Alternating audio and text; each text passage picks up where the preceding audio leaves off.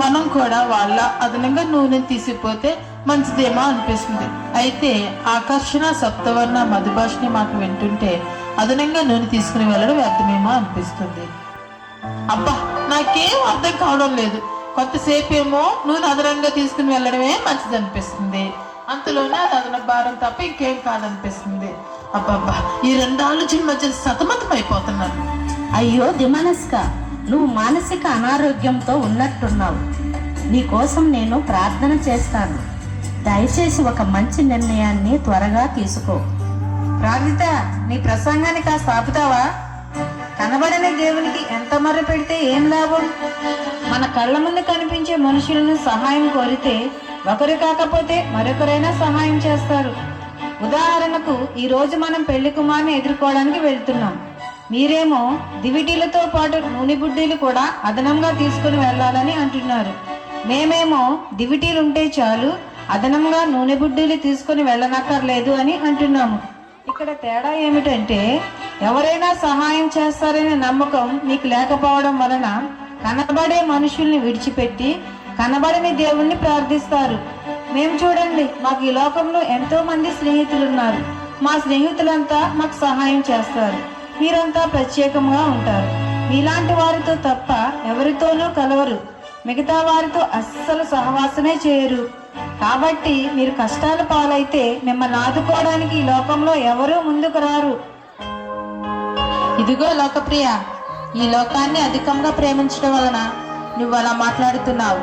కాబట్టి అదనంగా నూనె తీసుకుని వెళ్ళాలన్న మా సలహా నీకు నచ్చలేదు.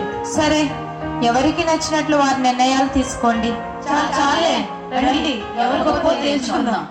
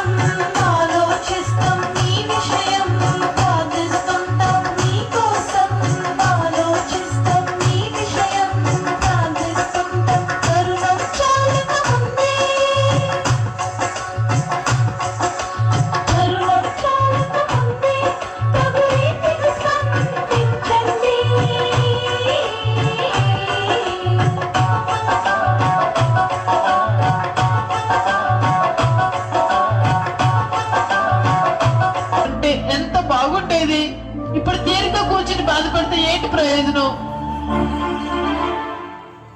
ఆకర్షణ, సప్తవర్ణ, మధుభాషిని, ద్విమనస్క ఎందుకు ఇలా బాధపడుతున్నారు? ఎంతో ప్రియముగా ఎంచుకున్న ఈ లోకం అంతా మన ముందు ఉంది. ఈ లోకంలోని మనుషులంతా మన స్నేహితులే. దివిటీని వెలిగించుకోవడానికి కొంచెం నూనె ఎవరిని అడిగినా ఇస్తారు. మీరేమీ కంగారు పడకండి. నేను ఈ లోకంతో బాగా స్నేహం చేసిన దాన్ని. ఏదో ఒకలా నూనెను నేను సంపాదించుకొని వస్తాను. మీరిక్కడే ప్రశాంతంగా కూర్చోండి. లోకప్రియ ఆగు. రాత్రి వేళ ఏ ప్రమాదమైనా జరగచ్చు. నాకు మరో ఆలోచన వస్తుంది. నిరాశ నిస్పృహలతో కృంగిపోయిన మమ్మల్ని ఎంతో ధైర్యపరిచావు. నీ మాటలు వింటుంటే ఏదో ఆశ కలుగుతూ ఉంది. ఈ సమయంలో నువ్వు తప్ప నూనె సంపాదించుకునే పని ఎవరూ చేయలేరు. కాబట్టి నువ్వు చెప్పినట్లే వెళ్ళి నూనె సంపాదించుకునిరా. అయ్యో ద్విమనస్క, నీ వల్ల మా అందరికీ పిచ్చి పట్టేటట్లుంది. ఇప్పుడే వెళ్ళొద్దు అన్నావు, ఇంతలోనే వెళ్ళు అంటున్నావు. నువ్వు అలా ప్రక్కన ఉండు. స్నేహితులారా, మీరు చెప్పండి, ఎవరినైనా అడిగి నూనె తీసుకురావడానికి నేను వెళ్ళాలా వద్దా? ద్విమనస్కలా కాకుండా ఏదో ఒకటి సరిగ్గా చెప్పండి. లోకప్రియ, కొంచెం సంభాళించుకో. ఇలాంటి సమయంలో మనం ఒకరినొకరు తిట్టుకోవడం, నిందించుకోవడం లాంటివి చేయకూడదు. నేను మధురంగా మాట్లాడగల చాతుర్యం ఉన్నదాన్ని కాబట్టి నా మాటల చాతుర్యంతో పని జరిగిస్తాను. నూనె అదనంగా తెచ్చుకున్న వారిని అడిగి మన దింటీలు నింపుకుందాం. పెండ్లి కుమారునితో విందు గృహంలోనికి వెళ్దాం. మధుభాషిని చెప్పిన ఆలోచన చాలా బాగుంది. ఇక ఆలస్యం దేనికి? మధుభాషిని, నీ మధురమైన మాటలతో వాళ్ళ దగ్గర నుండి నూనె సంపాదించుకునిరా. నీకు శుభం కలుగునగాక. నా మీద మీరు నమ్మకం ఉంచినందుకు కృతజ్ఞతలు. నేను వాళ్ళ దగ్గరికి వెళ్తాను. ఒకవేళ అవసరమైతే నేను సైగ చేస్తాను. అప్పుడు మీరు కూడా రండి, సరేనా? నా ప్రియమైన స్నేహితులారా, నేను మీతో కొంచెం మాట్లాడాలి. ఏం పర్వాలేదు, లోనికి రా మధుభాషిని. మీరంతా సిద్ధపడ్డారా? డ్యూటీలు వెలిగించుకొని సిద్ధంగా ఉండండి. ఏం సిద్ధపడ్డం? మా దివిటీల్లో నూనె అయిపోయినందువలన అన్నీ ఆరిపోయాయి. మీరు చెప్పిన మాట మేము వెళ్ళలేదు. ఇప్పుడు సిగ్గుపడుతున్నాం. మీరు అదనంగా తెచ్చుకున్న నూనె కొంత మాకిస్తే మా దివిటీలు వెలిగించుకుంటాం. మధుభాషిని, ఇది దైవజ్ఞానం అనిపించుకోదు. సమయం మించిపోయింది. మేము అదనంగా తెచ్చుకున్న నూనె మాకు మీకు సరిపోదు. మీరు త్వరగా ఊళ్ళోకి వెళ్ళి నూనె కొనుక్కుని రండి.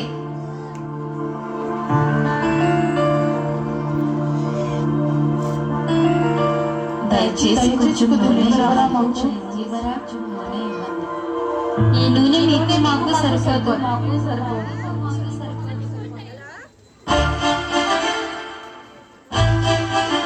ఇదిగో ఆకర్షణ, సప్తవర్ణ, మధుభాషిని, ద్విమనస్క, రండి. వాళ్ళని ఎంతసేపు బ్రతిమలాడతాం? మనమంతా కలిసి వెళ్ళి దైవజ్ఞాని కళాశాలలో నూనె కొనుక్కొని వద్దాం. పదండి.